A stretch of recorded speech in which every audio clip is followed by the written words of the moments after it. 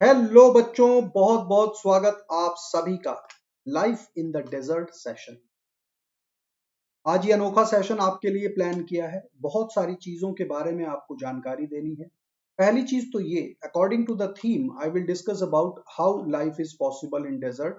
कौन कौन से चेंजेस के थ्रू जीव वहां पर रहने की कोशिश करते हैं और रह पाते हैं, और हम उनके बारे में भी जानेंगे जो ऐसे एनवायरनमेंट में भी हाईली सक्सेसफुली वहां पर अपना जीवन यापन कर रहे हैं। वो चाहे प्लांट हो चाहे एनिमल हो, उन सब के बारे में आज हम जानकारी लेने जा रहे हैं। तो सबसे पहली बात तो ये है कि लाइफ इन द डेजर्ट एक तो आपके सब्जेक्ट से भी रिलेटेड है। आपने बहुत सारे प्लांट्स के बारे में पढ़ा है, ट्रीज के बारे में पढ़ा है इकोलॉजी सेक्शन में, जहां पर डेजर्ट यानी कि ऐसा कंडीशन जहां पर सबसे ज्यादा कमी होती है वाटर की। और आप तो जानते ही हैं, बिना पानी के जीव के बारे में कल्पना भी नहीं की जा सकती। Without water there is no life.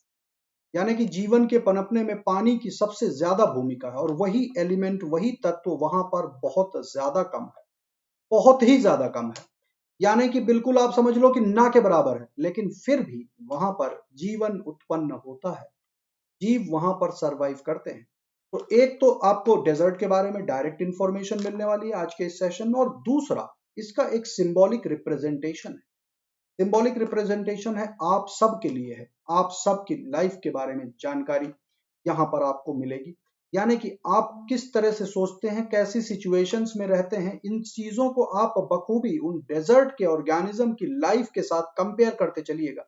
अपने जीवन यापन को, जो डेजर्ट में जीव पाए जाते हैं उनको कंपेयर करते चलिएगा, क्योंकि हम इंटेलिजेंट बीइंग हैं, हम चीजों को कंपेयर कर सकते हैं।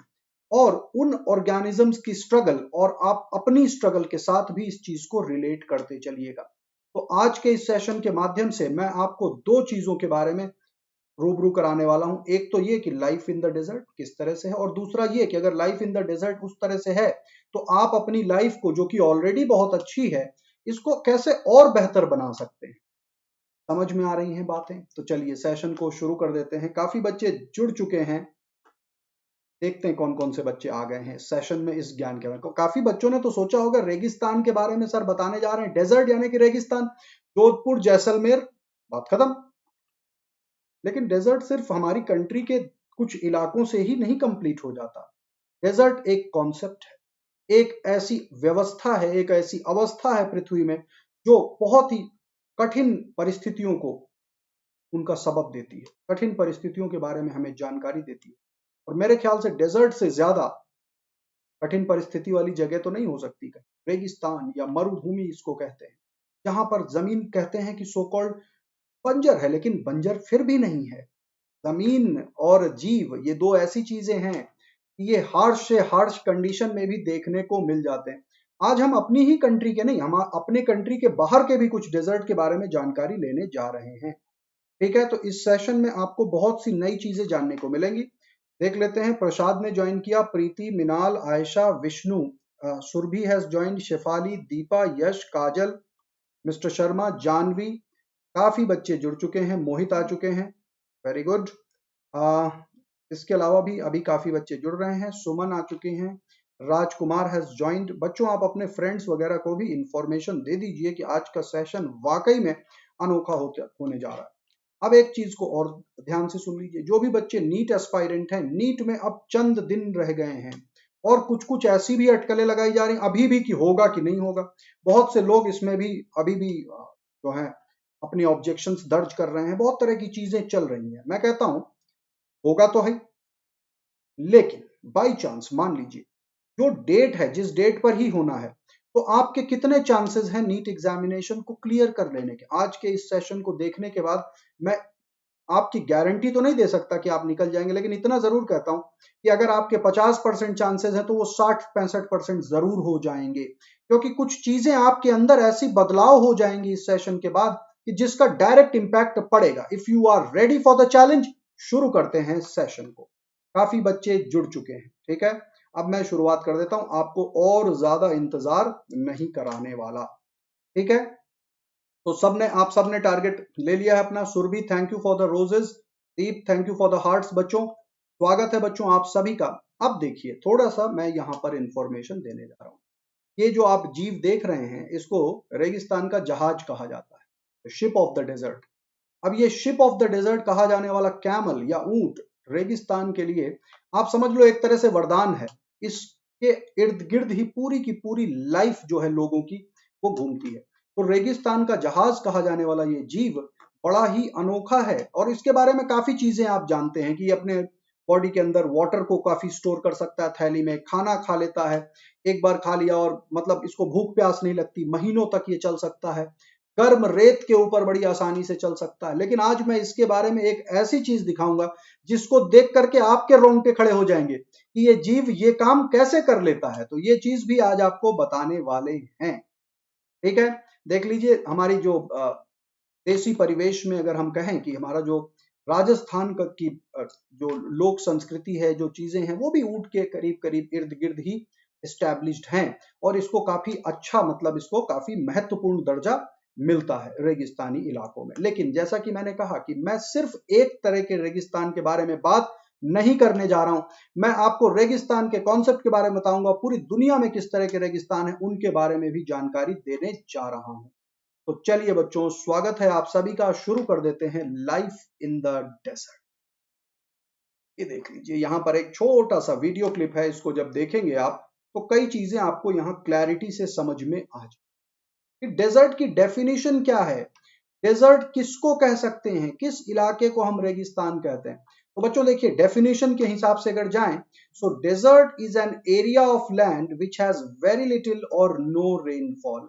यहाँ बारिश नहीं होती, सबसे बड़ी कमी है रेगिस्तान के इलाकों में, बारिश नहीं होती है। अब ध्यान दीजिए, many deserts are hot places, बहुत से डेजर्ट बहुत गर्म इलाके हैं, बेयर एंड रॉकी और समटाइम कवर्ड विथ सैंड। इसका मतलब है कि रेगिस्तान या जो जो भी डेजर्ट हो गए वो ऐसे इलाके हैं जहां पानी नहीं है, पानी की कमी की वजह से इनको डेजर्ट कहा जाता है। अगर पानी हो जाए तो ये डेजर्ट जो बन चुके हैं, ये डेजर्ट फिर से हरी भरी भूमि में कन्वर्ट हो सकते हैं, लेकिन वहां पानी का कोई स्रोत नहीं है, कोई सुराग नहीं है। आपको यहाँ पर एक इंसान ऊंट पर जाते हुए दिखाई दे रहा है और उसके सामने देख लीजिए ये बड़े बड़े पिरामिड निकल रहे हैं। तो पिरामिड तो ऑलरेडी बने हुए हैं, बस फर्क इसमें इतना था कि पहले वो दूर था तो उसको दिखाई नहीं दे रहा था, जब वो नजदीक पहुंचा तो उसको पिरामिड दिखाई देने लगे। ये भी एक सिंबॉलिक रिप्रेजेंटेशन है। सिंबॉलिक रिप्रेजेंटेशन तो आप समझते हैं ना, सांकेतिक। और जैसे इस पिरामिड की चोटी बहुत छोटी सी है और नीचे का बेस बहुत चौड़ा है, वैसे ही आप में से बहुत थोड़े से बच्चे इस सांकेतिक चीज को समझ पाएंगे। सबके अंदर वो क्षमता नहीं होती है। हाँ, अगर डेवलप किया जाए वो तरीका तो जरूर सी बात है समझ में आना शुरू हो जाएगा। तो मैंने बहुत बड़ी बात कही कि जैसे इस पिरामिड की चोटी बहुत छोटी सी है, वैसे ही कुछ ही बच्चे होंगे जो इस सांकेतिक अर्थ को समझ पाएंगे और कुछ बच्चे अभी भी मैजिक समझ रहे होंगे कि कैसे चलते चलते कैसे पिरामिड निकल आए रेगिस्तान के अंदर। तो रेगिस्तान के अंदर पिरामिड नहीं निकल आए। ध्यान दीजिए, जब ये ऊंट के ऊपर सवार दूर से देख रहा था तो उसको पिरामिड देखिए धीमे धीमे धीमे धीमे नजदीक आते हुए दिखाए। जब ये नजदीक पहुंचा तो पिरामिड आकर के बड़े बड़े हो गए। इसका एक और तात्पर्य है, इसका तात्पर्य यह है कि हमें जब चीज दूर रहती है तो वो हमें छोटी दिखाई देती है और जब नजदीक आती है तो उसका आकार प्रकार बड़ा होता चला जाता है। वही हाल हमारे कुछ बच्चों के साथ है, जिन्होंने पहले तो सोचा था नीट तो बहुत आसान है, उसको क्लियर कर लेंगे, लेकिन जब नीट नजदीक आ गया तो बच्चों को ऐसे बड़े बड़े पिरामिड दिखाई देने लगे। अब इनको लगने लगा कि अरे ये तो बड़ी कठिन चीज है, ये तो बहुत बड़ी चीज और आ ही गया है, बिल्कुल नजदीक पहुंच गया, अब कैसे करेंगे। तो आज मैं वो क्लू आपको देने जा रहा हूं कि आप कैसे करेंगे। इन पिरामिड को देख करके डरना तो 1% भी नहीं है आपको। चलिए थोड़ा सा और बता देता हूं। ये जो रेगिस्तान आप देख रहे हैं जहां पर ये पिरामिड्स दिखाई दे रहे हैं, ये है सहारा रेगिस्तान, सहारा डेजर्ट, जो मिस्र में भी है, इजिप्ट में भी है और नॉर्थ अफ्रीका के काफी बड़े इलाके में, हमारे कंट्री के साइज के आकार से 3 गुना साइज का होता है। साइज इसका अगर माने तो हमारे कंट्री से 3 गुना बड़ा है आकार प्रकार में ये रेगिस्तान। ठीक है ना, चलिए आगे बढ़ते हैं। नाउ हमने तो गर्म रेगिस्तान के बारे में बात कर ली, लेकिन कुछ रेगिस्तान ऐसे भी हैं जहां पर कड़ाके की ठंड पड़ती है, कोल्ड डेजर्ट कहे जाते हैं। कोल्ड डेजर्ट, वैसे तो कोल्ड डेजर्ट हम आर्कटिक और अंटार्कटिक को भी कह देते हैं, अंटार्कटिका में बर्फ जमी हुई है उसको भी कह देते हैं कि भाई ये कोल्ड डेजर्ट है, लेकिन वो एग्जैक्टली डेजर्ट नहीं है। क्यों नहीं है? क्योंकि वहां बर्फ ही बर्फ है और बर्फ और पानी तो एक दूसरे के ही घोतक हैं, एक दूसरे के डिफरेंट डिफरेंट फॉर्म में है। है बात कि नहीं? बर्फ और पानी एक दूसरे के ही डिफरेंट फॉर्म्स होते हैं, है ना? तो ये कहना कि वो वहां पर पानी नहीं है गलत है, पानी बर्फ के फॉर्म में है। वैसे तो कहीं कहीं पर आप पढ़ेंगे कि उसको भी कोल्ड डेजर्ट कहते हैं, लेकिन वो एग्जैक्टली कोल्ड डेजर्ट नहीं। कोल्ड डेजर्ट तो ये है, जैसे गोबी डेजर्ट एशिया में है, मंगोलिया में गोबी डेजर्ट होता है। ये देख लीजिए डबल हम्प वाले कैमल, इनको बैक्ट्रियन कैमल कहते हैं। ये देख लीजिए डबल डबल हम्प वाले कैमल, और ये हम्प कैमल के इनके बॉडी की चर्बी होती है जिसको वो स्टोर करके रखते हैं एज अ रिजर्व फूड। ठीक है। यहां पर winters are bitterly cold. Bitterly cold मतलब इतने इतने ठंड विंटर की आप तो कल्पना ही नहीं कर सकते। बिटरली कोल्ड यानी कि जितनी ठंडी की कल्पना हमने नहीं करी वैसे कोल्ड डेजर्ट है ये गोबी डेजर्ट। ना तो बर्फ है ना पानी है और कुछ भी ग्रो नहीं करता, लेकिन फिर भी यहां पर देख लीजिए इंसान भी दिखाई देते हैं और ऊंट भी दिखाई देते हैं। गोबी डेजर्ट मंगोलिया में है। ये मंगोलिया में है। चाइना के नॉर्थ में एक कंट्री है मंगोलिया, जो चाइना और रशिया के बीच में आती है। तो मंगोलिया का नॉर्दर्न पार्ट रशिया से जुड़ा हुआ है और सदर्न पार्ट चाइना से जुड़ा हुआ है। यहीं पर है ग्रेट गोबी डेजर्ट। ये गोबी डेजर्ट बड़ा ही भयानक डेजर्ट है, बड़ा ही खतरनाक डेजर्ट है। यानी कि यहाँ गर्मी भी होती है और ठंडी भी पड़ती है, तो दोनों की दोनों चीजें होती हैं और बड़ा खतरनाक होता है। ये देख लीजिए, जब नॉर्मल कंडीशंस होते हैं, मॉनसून कंडीशन जो कि बहुत रेयर होता है, तब जाकर के इस तरह की तस्वीर आपको देखने को मिलती है गोबी डेजर्ट में। यहाँ पर थोड़ी बहुत हरियाली आ जाती है, देखने को मिलती है, बारिश कभी कभी होती है, लेकिन यहाँ पर इतनी बारिश नहीं होती कि बड़े बड़े पेड़ ग्रो करें, है ना? तभी ये रेगिस्तान है। और सर्दियों में हालात बहुत बद से बदतर हो जाते हैं। सोच लीजिए अगर इस तरह के इलाके में कोई इंसान फंस जाए तो उसका जिंदा निकलना बड़ा ही मुश्किल कार्यक्रम है, जहां दूर दूर तक सिवाय इस बियाबान के कुछ नहीं है। देखते हैं ऐसा क्यों होता है। यहां पर देखिए हाई माउंटेन है आसपास, they act as a barrier to any warm moist air current. Warm moist air current जो हवा का फ्लो होता है उनको रोकते हैं वहां के आसपास के पहाड़। And temperature fall to -20 degree Celsius in the winter. जाड़े के वक्त टेम्परेचर -20 डिग्री सेल्सियस पहुंच जाता है। -20 डिग्री सेल्सियस टेम्परेचर, बिना किसी बर्फ के, बिना किसी पानी के। अब आप सोचिए ये है कि नहीं है, बिल्कुल चांद के जैसे जैसी सतह आप इसको मान सकते हैं। यहां पर इंसान शौकिया तौर पर कभी कभी जाते हैं, सारे इंतजामात के साथ, सारा अपना खाना पानी सब लेकर के जाते हैं। आई बात समझ में? तो ये इस तरह की खतरनाक जगह, इसी की तरह मिलती जुलती जगहें यूएस वगैरह में भी हैं, फॉरेन कंट्रीज में भी हैं, और हमारी कंट्री में ऐसा विहड़ प्रांत तो कहीं भी नहीं है। -20 डिग्री टेम्परेचर जा सकता है, हिमालयाज में जाता है, लेकिन वहां पर बर्फ की चादर होती है, राइट? वहां पर इस तरह का रेगिस्तान नहीं होता है। तो आप सोच ही सकते हैं कि इन इलाकों में हार्श परिस्थितियों में जो लोग रहते होंगे वो कैसे लोग होंगे। आप सोचकर भी हैरानी में रह जाए। जो हॉट डेजर्ट होते हैं बच्चों, जिनको हम जनरल रेगिस्तान समझते हैं, नॉर्मल डेजर्ट समझते हैं, यहाँ टेम्परेचर 50 डिग्री सेल्सियस तक चला जाता है दिन के वक्त। इवन अगर हम अपने राजस्थान की बात करें कि जहां पर हमारा थार डेजर्ट है, वहां पर भी टेम्परेचर 50 डिग्री तक चला जाता है दिन के वक्त, और रात के वक्त टेम्परेचर कई बार फ्रीजिंग टेम्परेचर तक भी पहुंच जाता है, राइट? यानी कि टेम्परेचर बहुत ड्रॉप करता है रेगिस्तानी इलाकों में। क्यों करता है, इसके पीछे का लॉजिक जो है वो मैं बता देता हूँ। जो सैंड आप देख रहे हैं, ये सैंड पार्टिकल, इनमें पानी वगैरह बिल्कुल नहीं है, बिल्कुल ड्राई होता है, मॉइस्चर बिल्कुल नहीं है, तो ये हीट को ट्रैप करके नहीं रख पाते। जब धूप पड़ती है तो ये बहुत जल्दी गर्म हो जाते हैं, और जब शाम हो जाती है, ढलने लगती है, तो ये बहुत जल्दी हीट को लूज करने लगते हैं। इसका प्रमुख कारण है पानी का अभाव। वाटर जो होता है, वाटर कुछ देर लगती है वाटर को गर्म होने में, और फिर ठंडा होने में भी कुछ टाइम लगता है, यानी कि वो इन अ वे होल्ड कर पाता है। जमीन की अगर हम बात करें, सतह की बात करें, तो वैसे सतह जिसमें बहुत सारे सारे मिनरल्स होंगे उसका अलग एक हिसाब किताब होता है। ह्यूमस होगा सॉइल में, तो उसका अलग हीटिंग और कूलिंग पैटर्न होगा। लेकिन सैंड की वजह से हीटिंग और कूलिंग पैटर्न चेंज हो जाता है।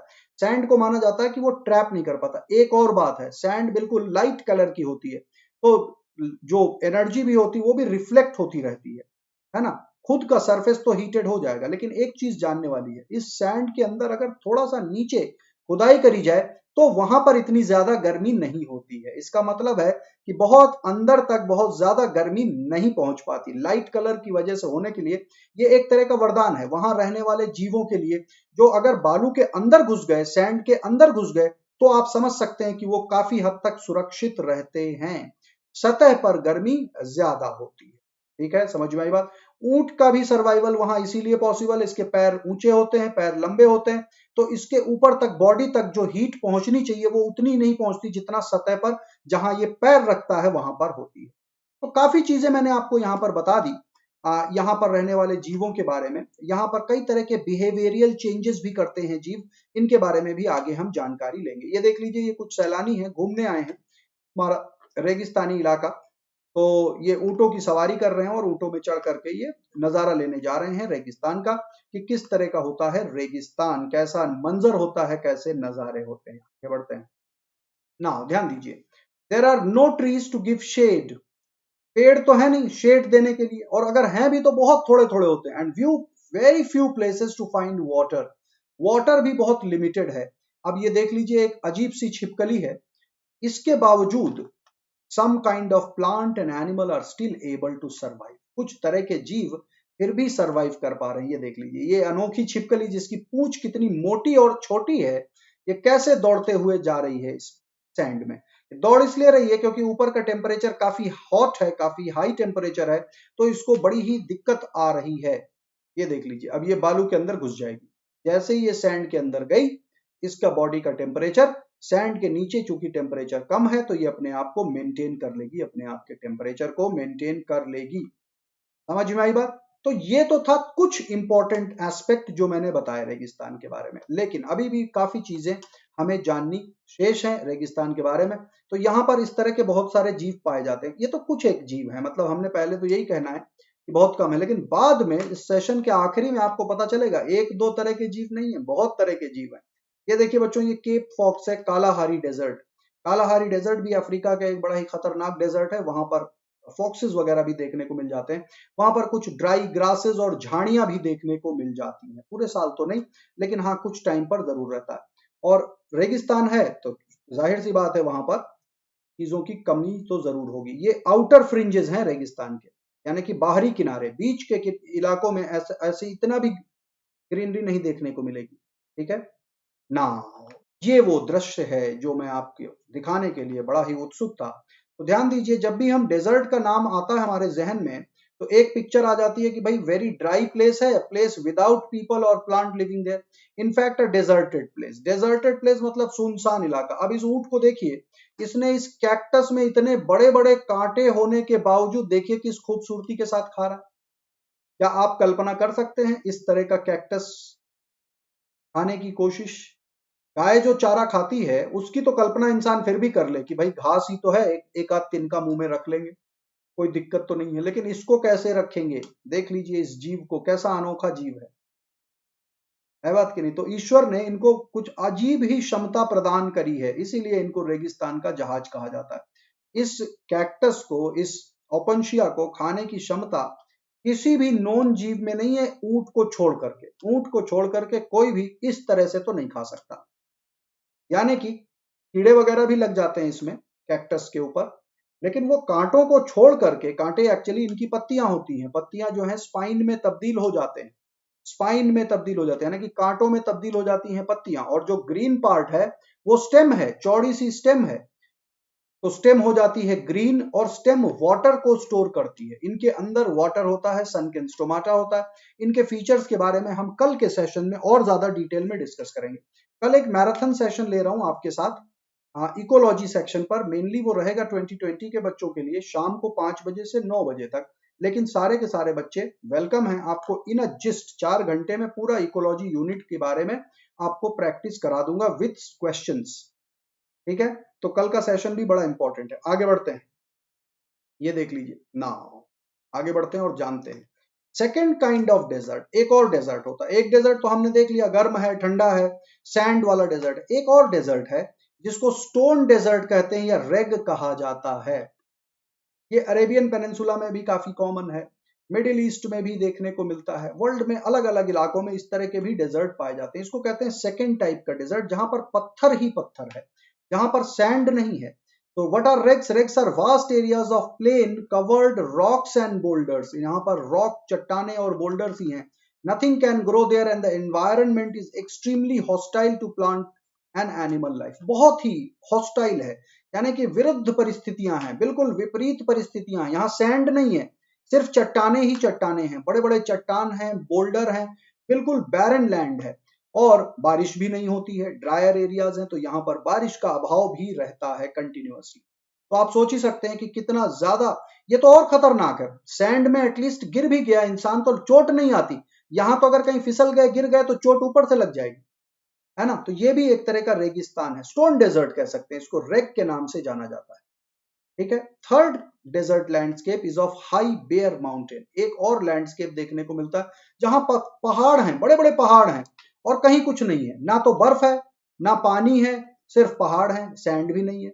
Oil all soil has been eroded away. इनमें जितनी भी मिट्टी थी वो सारी की सारी मिट्टी खाली हो चुकी है, अब सिर्फ बेयर रॉक बचे हुए हैं। तो मिट्टी गई कहां बच्चों? जब आंधियां चलती हैं, धूल भरी आंधियां, अगर कभी यूनिडायरेक्शनल आंधियां लगातार चलती रहें कई सालों तक, तो वहां के इलाके की सारी धूल और मिट्टी उड़ करके दूसरे इलाके में पहुंच जाती है। कई बार ये धूल और मिट्टी तो अच्छे इलाकों में भी पहुंच जाती है, जो फर्टाइल होते हैं वहां तक पहुंच जाती है। आपने देखे होंगे कि धूल भरी आंधियां आती हैं तो कभी कभी वेस्ट की तरफ से आंधियां आती हैं और रेगिस्तान यानी कि अपने राजस्थान स्टेट से अगर नजदीक के कुछ इलाके हैं तो उसमें धूल भरी आंधियां होती हैं, उन धूल में रेगिस्तान की धूल भी आ जाती है।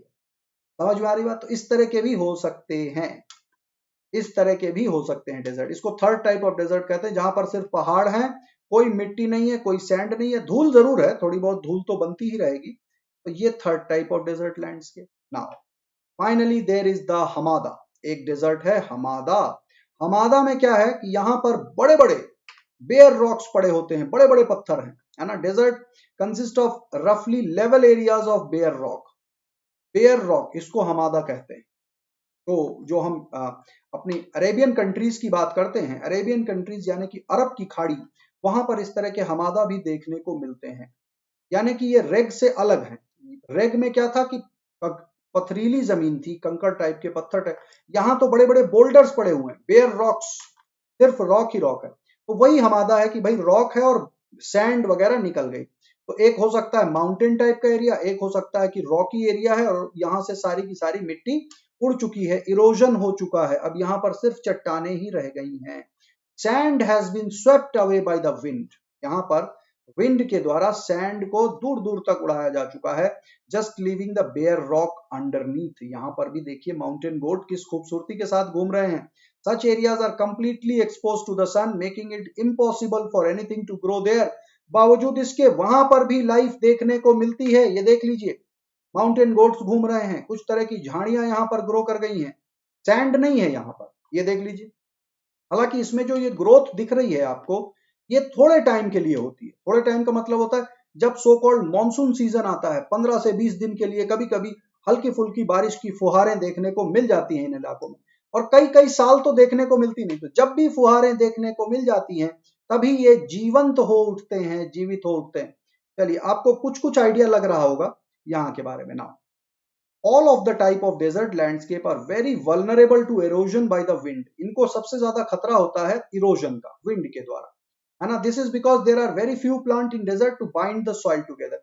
इसी वजह से यहाँ सैंड ड्यून्स बन जाते हैं। ये धूल भरी आंधी देखिए, बिल्कुल जमीन के लेवल से धूल को उड़ाते हुए ले चली जा रही है। अब सोचिए अगर ये कंटिन्यूअसली चलती रहे इस तरह की आंधी, तो क्या हश्र होगा, कुछ बचेगा ही नहीं वहां पर, तो सैंड वगैरह कुछ बचेगी नहीं।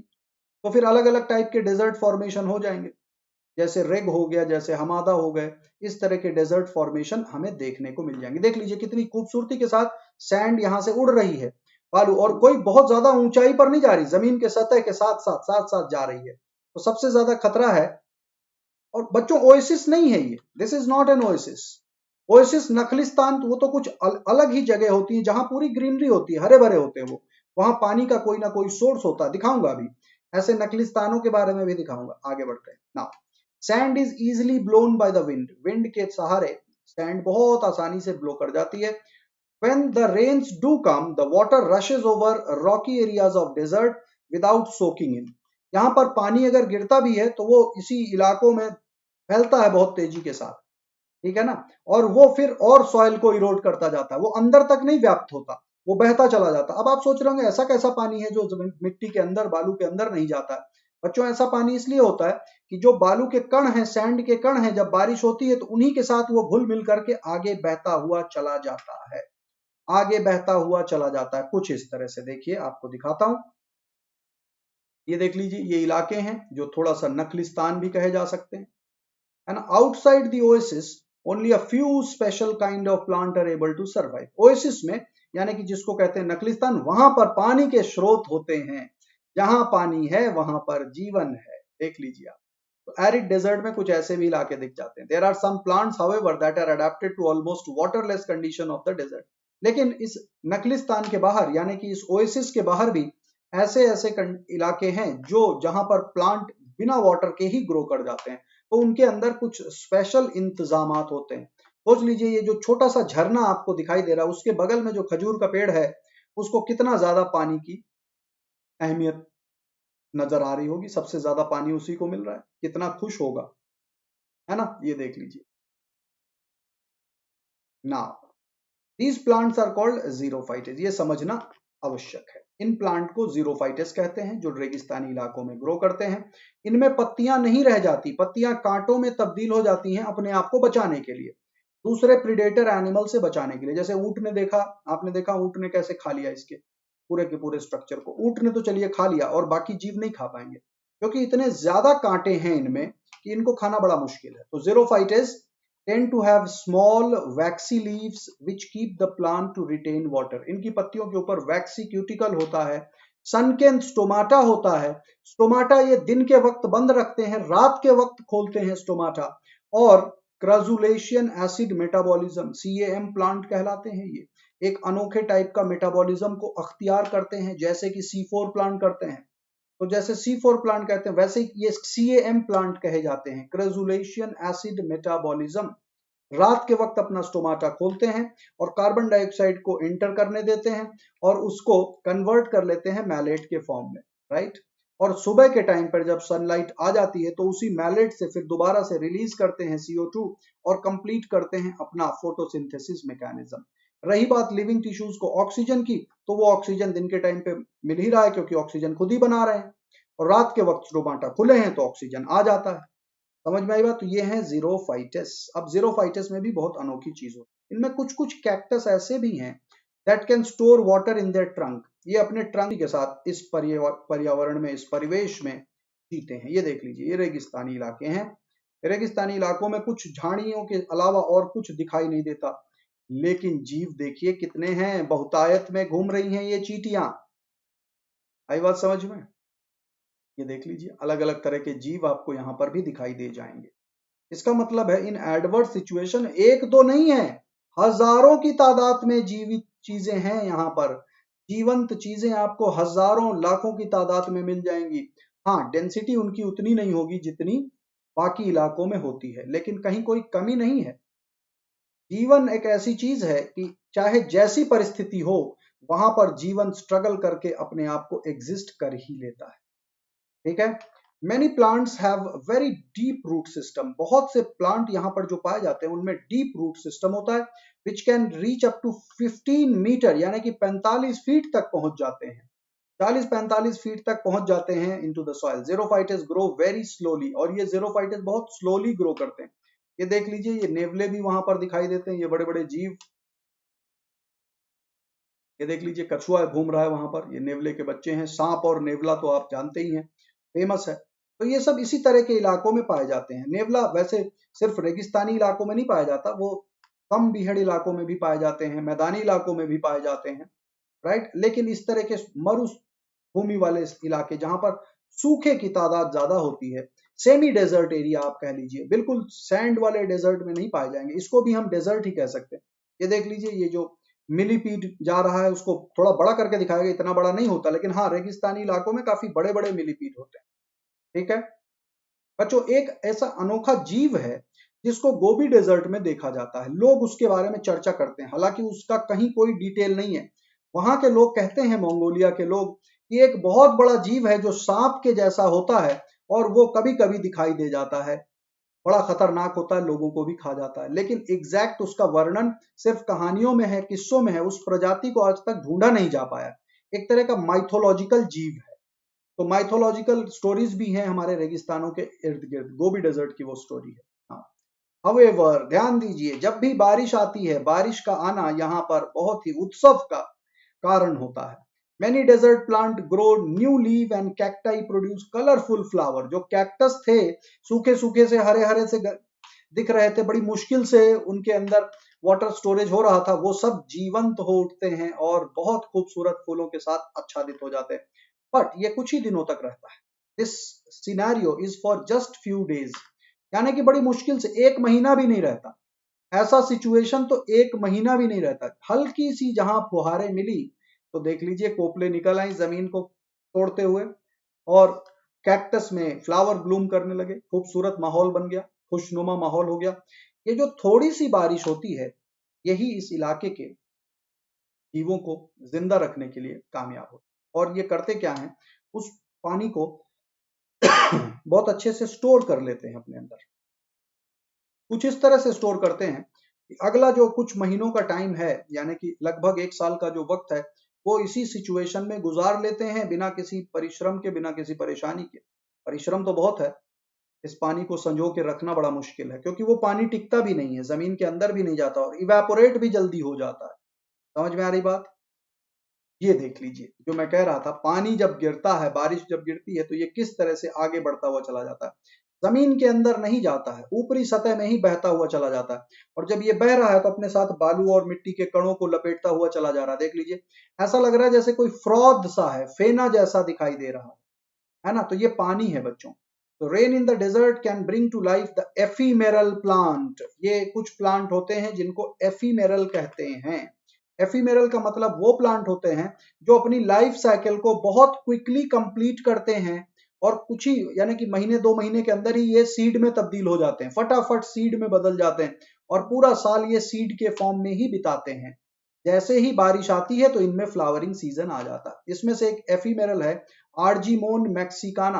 आर्जीमोन, प्रिकली पॉपी के नाम से भी जाना जाता है, आर्जीमोन मैक्सिकाना। ये बड़ा इंपॉर्टेंट पौधा है ना? ये बड़ा इंपॉर्टेंट पौधा है, इसके बारे में हमने पढ़ाई करी हुई है अपने सेशंस में, आर्जीमोन मैक्सिकाना के बारे में। ठीक है, एफीमेरल प्लांट कहलाता है। इसके सीड जो हैं डोरमेंट रहते हैं इन द सॉइल, और कब तक रह सकते हैं? 20 वर्ष तक डोरमेंट रह सकते हैं, बड़ी आसानी से। 20 वर्षों तक उनके सीड डैमेज नहीं होंगे, वो सीड वहीं के वहीं रहेंगे और जब कभी भी बारिश होगी तब वो अपने आप को ग्रो करा देते हैं। प्रिकली पॉपी के नाम से भी जाना जाता है। इसके सीड येलो येलो फ्लावर होते हैं, पॉपी टाइप के, है ना? और इसके सीड कई बार यूज किए जाते हैं as an adulterant in mustard oil. सरसों के साथ एडल्टुरेंट के रूप में भी कई बार मिला दिए जाते हैं आर्जीमोन मैक्सिकाना के सीड। तो देख लीजिए, जब बारिश होती है तो बारिश का सबब, हर एक इलाके में तो पानी पहुंचा भी नहीं, जहां से बारिश हुई और वो बहता हुआ चला गया। हालांकि एक चीज जरूर है, इसकी वजह से काफी दूर दूर के इलाकों में थोड़ी बहुत नमी सबको मिल जाती है। नहीं तो एक जगह बारिश हो, मान लीजिए, तो वहीं का पानी अगर वहीं रह जाए तो दूसरे इलाके, आसपास के इलाकों में तो मॉइस्चर पहुंचेगा ही नहीं। इस पद्धति से कहीं कहीं तक मॉइस्चर पहुंच जाता है। ठीक है ना? Now, rainwater causes them to germinate very quickly so that the desert may be carpeted in different varieties of flower and grasses for between 6 and 8 weeks। 6 से 8 सप्ताह। 6 से 8 सप्ताह होता ही कितना है? 1.5 से 2 महीने। 1.5 से 2 महीने, एक आध बार अगर बारिश हो गई तो 1.5 से 2 महीने तक के लिए बिल्कुल हरियाली छा जाती है। After which the flowers die and the desert return to bare dry ground until the next rainfall। अगली बारिश का फिर होता है इंतजार। ये देख लीजिए, कितना खूबसूरत नजारा होता है जब रेगिस्तानी इलाकों में बारिश का पानी गुजरता है। बारिश यहाँ के लिए बड़ी अनोखी बात है। और आप आजकल तो बच्चे, जलवायु परिवर्तन हो रहा है, कई बार रेगिस्तानी इलाकों में भी बाढ़ आ जाती है, जो कि बहुत ही रेयर है। आपने बहुत कम ही सुना होगा कि रेगिस्तानी इलाकों में बाढ़ आ जाती है, लेकिन हमारी कंट्री में भी पीछे हो चुके हैं ऐसी घटनाएं कि रेगिस्तानी इलाकों में भी बाढ़ से झेला है लोगों ने, है ना? क्योंकि ये जलवायु परिवर्तन जो हो रहा है, इसके पीछे जिम्मेदार कौन है? हम सब ही जिम्मेदार हैं, कोई और जिम्मेदार नहीं है, कोई और प्रजाति जिम्मेदार नहीं है, इंसान और इंसानियत जिम्मेदार है। आई बात समझ में? एनीवे, डेजर्ट में देख लीजिए, जब पानी मिलता है तो एफीमेरल अपने आप को कैसे दोबारा से रीगेन कर लेते हैं। Now, desert dwelling animals also have to be able to cope with extreme of temperature. यहाँ रहने वाले जीवों को भी बच्चों इस एक्सट्रीम टेम्परेचर से निपटने के लिए कुछ इंतजाम करने पड़ते हैं, है ना। And with chronic water shortage, chronic मतलब होता है लॉन्ग लास्टिंग, यहाँ पर क्रॉनिक वाटर देख लीजिए, कछुए भी दिखाई देते हैं ऐसे रेगिस्तानी इलाकों में, है ना। This has called for a number of adaptation, इतना जरूर है कि यहाँ पर अलग अलग एडेप्टेशन को इवॉल्व कर लिया है जीवों ने, चाहे वो प्लांट हो चाहे एनिमल हो। आपको पता है यहाँ पर पाई जाने वाली छिपकलियां जब कभी सैंड में से, गर्म सैंड में से चल रही होती है, तो वो एट ए टाइम चारों पैरों से नहीं चलती, एक साथ चल रही है। एक पैर रखा, एक पैर ऊपर, फिर ये रख दिया, ये ऊपर, फिर ये रखा, ये ऊपर, कुछ कुछ सेकंड में अपने पैरों को ये रेस्ट कर देती रहती है ताकि वो टेम्परेचर को मेंटेन कर सके। इसके अलावा सबसे बड़ा अडेप्टेशन है, दिन के वक्त तो जीव यहाँ दिखते ही नहीं है, बहुत कम दिखते हैं, रात को लेकिन बहुत ज्यादा दिखते हैं। सहारा डेजर्ट के बारे में एक जगह पढ़ रहा था कि कुछ जो है सैलानी घूमने गए सहारा डेजर्ट में, रात को उन्होंने कैंपिंग करी, दिन के टाइम तो उन्हें कुछ नहीं दिखा, लेकिन रात के वक्त वहां के जो लोग थे उन्होंने हिदायत दे दी कि यहाँ बिच्छुओं का खतरा बहुत ज्यादा है, आपके जूते के अंदर बिच्छू छिप करके बैठ सकता है, तो ओपन में सो तो रहे हैं लेकिन बड़े सावधानी के साथ मूवमेंट करें, क्योंकि रात के वक्त यहाँ पर जीवन तो हो उठता है बिल्कुल। लाइफ जो है आप समझ लीजिए कि रात में ही दिखाई देती है रेगिस्तानी इलाकों में, नाइट लाइफ कह लीजिए शहरों की, इसके साथ कंपेयर कर सकते हैं। तो हम रेगिस्तानों को अपने शहरों की चकाचौंध के साथ तो नहीं, लेकिन हाँ कि जैसे लाइवलीनेस हो जाता है कई इलाकों में, आपने देखा होगा शहरों में भी, तो उस तरह की ही सिचुएशन वहां पर होती है। देख रहे हैं आप, पिक्चर हेजी सी लग रही है, ये इतनी चिलचिलाती धूप है कि जो लाइट वेव है कैमरे के सामने वो भी हिलते हुए नजर आ रहे हैं, चिलचिलाती धूप, ठीक है। तो ये देख लीजिए ये जीव क्या करते हैं। Now birds are active in the cool of the morning, चिड़िया जो होती है मॉर्निंग, अर्ली मॉर्निंग चिड़ियों की चहचहाहट सुनने को मिलेगी, और शाम के वक्त भी चिड़िया बोलने लगती हैं।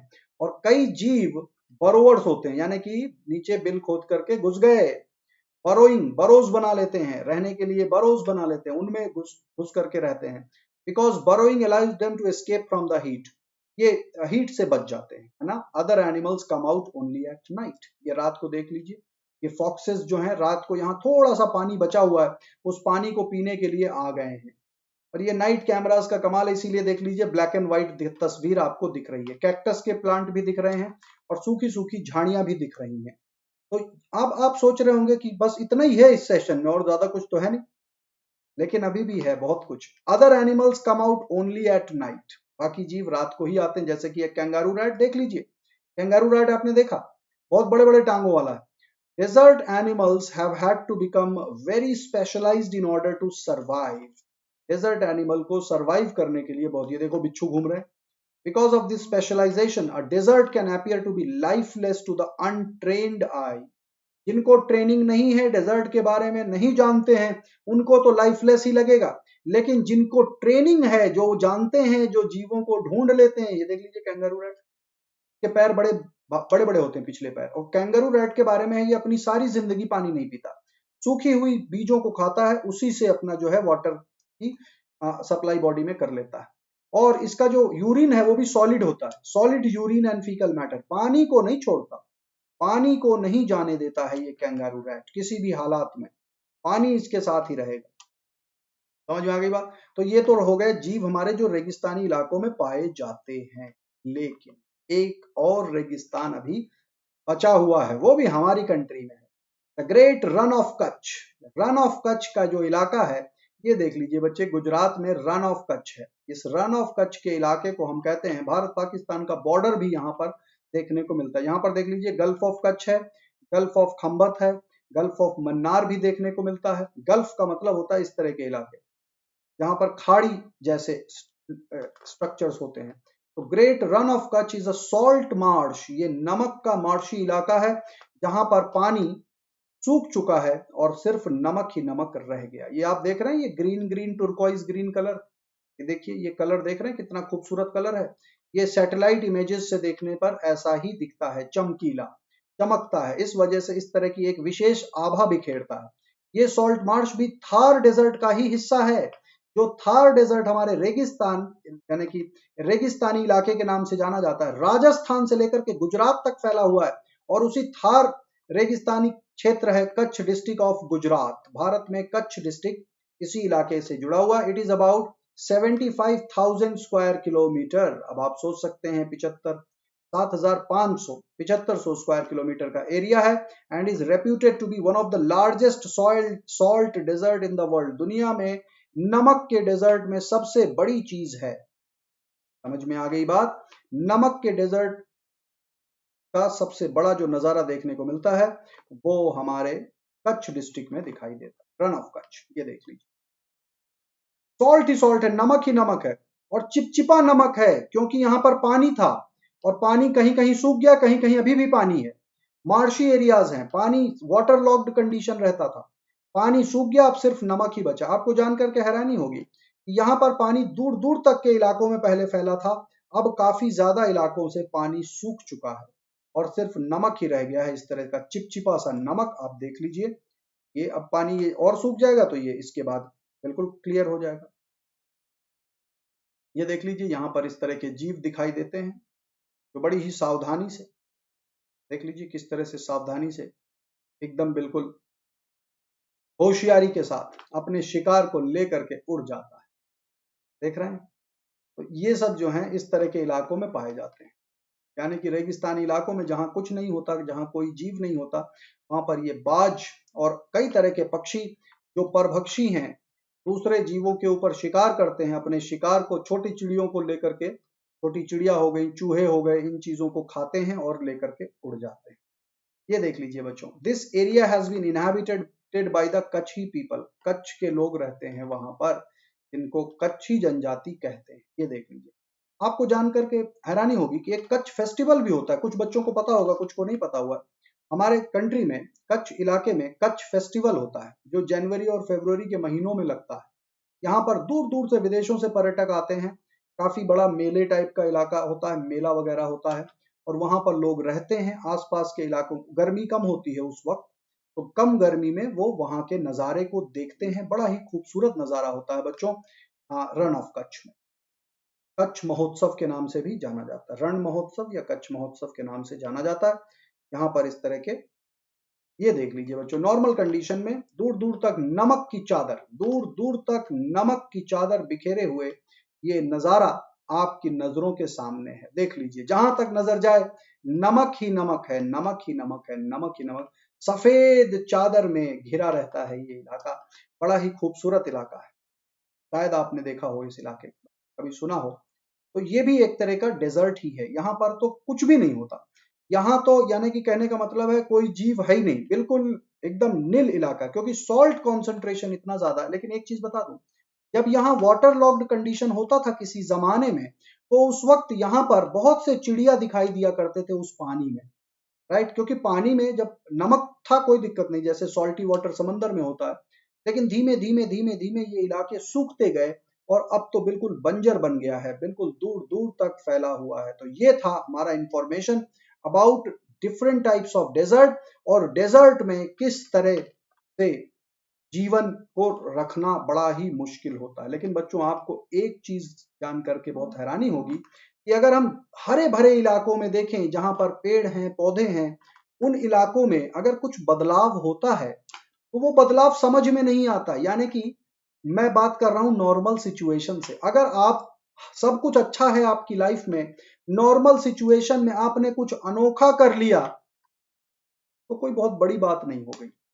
लेकिन ऐसे इलाकों में जहां पर कुछ भी नहीं होता, अगर आप यहां पहुंच पाए अपने जीवन में, यानी कि इस तरह के इलाकों के साथ कंपेयर कीजिए, अगर आप यहां पहुंच पाए और यहां आपने लिख दिया, अगर यहां आपने लिख दिया, अगर यहां आपने लिख दिया नीट क्वालिफाइड, अगर यहां आपने लिख दिया नीट क्वालिफाइड, इस नमक के रेगिस्तान में या इस पथरीले रेगिस्तान में आपने अगर लिख दिया नीट क्वालिफाइड, नीट कर गए क्लियर, तो बच्चों दूर दूर से दिखाई देता है। अब आप सोच लीजिए, ये दूर दूर से दिखाई देता है।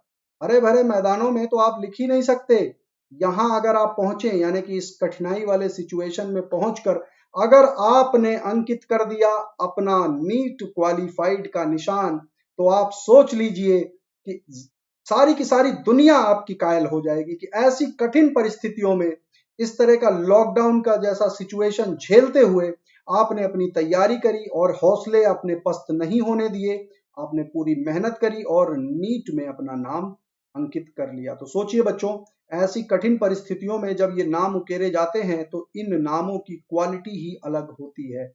नॉर्मल कंडीशन में तो सब कोई कुछ ना कुछ कर ही लेता है, लेकिन जब परिस्थितियां थोड़ी सी चैलेंजिंग हो, चुनौती भरी हो, तो जैसे जीवन की उत्पत्ति यहाँ बहुत कठिनाई के साथ होती है, तो वैसे ही आप करें। अब देखिए बच्चों, मैं आगे नीट में ईयर नहीं लिख रहा हूं, क्योंकि नीट तो सबके लिए है। 2021 वालों के लिए भी है, 2020 वालों के लिए भी है, 2022 और 2023 वालों के लिए भी है। तो all the best student for your NEET preparation, और अपनी तैयारी में कोई कमी मत छोड़िए। निकल पड़िए इस पथिक की तरह, जैसे ये रेगिस्तान में भी अपने ऊंट को लेकर के निकल पड़ा है, वैसे ही आपको अनअकैडमी का सहारा है। अपने तरीके को इजाद कीजिए, मेहनत में कमी मत लाइए, हौसले करिए बुलंद, and together let's crack it. और हम क्रैक करके रहेंगे, कहीं कोई कमी नहीं छोड़ी जाएगी। अब बच्चों मैं बताता हूं, ये जो थोड़े से दिन रह गए हैं नीट 2020 वाले एस्पायरेंट के लिए, बच्चों आप युद्ध स्तर की तैयारी करिए। आपका नीट इसी बार निकलेगा, घबराने की जरूरत नहीं है। जैसी चीजें हम बता रहे हैं, एनसीईआरटी पर फोकस करिए, एनटीए के एक एक पेपर को कर डालिए। नीट आपका इसी बार निकलेगा, मैं आपको आश्वासन दिलाता हूं। हौसले बुलंद करिए, लग जाइए, दिन और रात मत देखिए। कुछ दिन रह गए हैं, इन चंद दिनों को इस तरह से इस्तेमाल कीजिए कि समझ लीजिए आपकी जिंदगी का काफी बड़ा पड़ाव है। मैं कहता हूं अगर निकल गए बहुत अच्छी बात, नहीं भी निकले, अगली बार की प्रिपरेशन के लिए आपको एक एक्स्ट्रा एनर्जी मिलेगी कि हमने इतनी मेहनत करी हुई है, वो मेहनत जाया नहीं कर जाएगी आपकी, ध्यान रहे। तो जैसे इस रेगिस्तान में ये पथिक निकल पड़ा है अपने एक इकलौते ऊंट को लेकर के, आप अनअकैडमी के सहारे पर निकल पड़िए। आप जरूर इस जंग को जीतेंगे, जरूर इस नीट को क्लियर करेंगे। ऑल द बेस्ट बच्चों, मेरी तरफ से आप लोगों को बहुत बहुत जो है आशीर्वाद है, ऑल द बेस्ट है, बेस्ट विशेस है। आज दिन भी बड़ा ही पावन है। इस पावन दिवस पर मैंने एक छोटी सी कोशिश करी कि आपको दोबारा से एनर्जाइज कर दें। जिस तरह से एफिमेरल बारिश के वक्त अपनी लाइफ साइकिल को कंप्लीट कर लेते हैं, बाकी पूरे साल ऐसे ही दबे पड़े रहते हैं, वैसे ही आप इन कुछ दिनों में अपनी तैयारी को उसी तरह से कीजिए और नीट की तरफ बढ़ चलिए। 100% आप क्लियर करेंगे नीट। इस पड़ाव में हमारा साथ आपके साथ हमेशा रहेगा। स्पेशल क्लासेस उन बच्चों के लिए जिन्होंने अब तक सब्सक्रिप्शन ज्वाइन नहीं किया है या नहीं कर पाए हैं किसी भी कारणवश, we are committed for excellence in education. उन बच्चों के लिए भी स्पेशल क्लासेस हमने ऑर्गेनाइज करी हैं, और उन बच्चों के लिए भी जो लेना तो चाहते हैं अनअकैडमी का सब्सक्रिप्शन, लेकिन पता नहीं है पढ़ाई होती कैसे है, तो आपके लिए अनअकैडमी लर्निंग ऐप को जरूर इंस्टॉल करें और हमारे स्केड्यूल्स को देख लें। ये फ्री ऑफ कॉस्ट क्लासेस होती हैं, इनके लिए किसी सब्सक्रिप्शन की आवश्यकता नहीं होती है। आकर के आप देखें कि अनअकैडमी प्लेटफॉर्म किस तरह से आपकी मदद कर सकता है। यूट्यूब पर जो सेशन चल रहे हैं उनमें दीपक सर का टाइम टेबल आपके समक्ष है। इसके अलावा Monday to Wednesday class 11th की बारी होती है, ये रहा हमारा टाइम टेबल, 7 बजे मेरे सेशंस होते हैं। Thursday two Saturday class 12th की बारी है, 7 बजे मेरे सेशंस होते हैं। इसके अलावा बात करते हैं बच्चों टेलीग्राम चैनल की। तो टेलीग्राम चैनल के साथ जुड़ना आपके लिए काफी फायदेमंद है, क्योंकि इससे आपको सारे अपडेट मिलते रहते हैं। तो टेलीग्राम ऐप को सबसे पहले करें install, then go to the browser and type livedaily.me/chat। इस चैनल के साथ जुड़ जाएंगे। एक और बेहतरीन फीचर livedaily.me/neet, ये वो फीचर है जिसके थ्रू हमारे प्रीवियस सारी की सारी यूट्यूब पर जो लेक्चर्स की लिस्ट है वो आपको दिखाई दे जाएगी। ठीक है, आपको फिजिक्स, केमिस्ट्री, बायोलॉजी तीनों के तीनों सब्जेक्ट की प्लेलिस्ट दिख जाएगी। इसको भी यूटिलाइज करें, पुराने सारे लेक्चर्स हैं, उन सारे लेक्चर्स को देखें और नीट की तैयारी की तरफ बढ़ चलिए। ठीक है, नाउ अनअकैडमी सब्सक्रिप्शन की भी बात करनी जरूरी है। जो बच्चे नीट 2021 और 2022 के एस्पायरेंट हैं और शुरू से ही अपनी तैयारी को उम्दा रखना चाहते हैं, बखूबी तैयारी करना चाहते हैं, वेल इन एडवांस टाइम है अभी आपके पास। आप जुड़े अनअकैडमी सब्सक्रिप्शन के साथ। यहां पर मिलती हैं live classes, structured live classes, you can interact with us, live poll, leader board, test series analysis और लाइव डाउट क्लियरिंग सेशन भी होते हैं।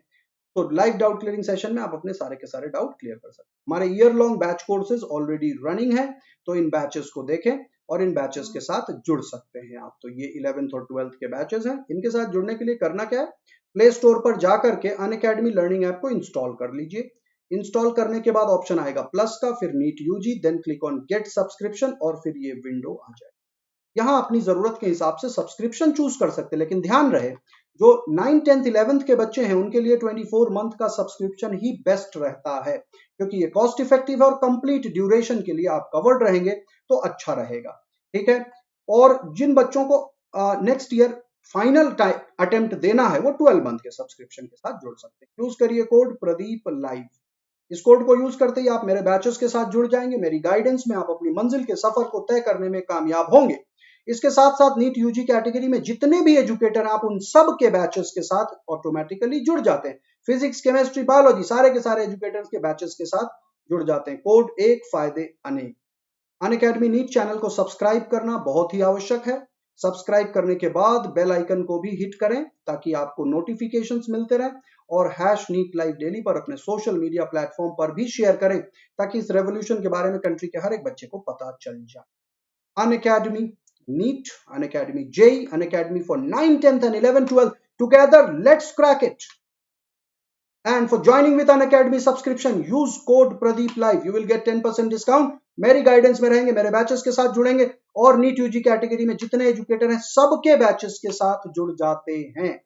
कोड एक, फायदे अनेक। यूज करिए code Pradeep live and join our courses on Unacademy subscription. That's all for now बच्चों। See you all again at 7 PM session, जहां आज हम डार्विनिज्म के बारे में बात करेंगे। कल हमने लेमार्क के बारे में बात करी थी, आज हम चार्ल्स डार्विन के उस महान कार्य के बारे में जानकारी लेंगे जिसने पूरी दुनिया में जेनेटिक्स की अंडरस्टैंडिंग को ही चेंज कर दिया। So see you all very soon. Take care. Bye bye.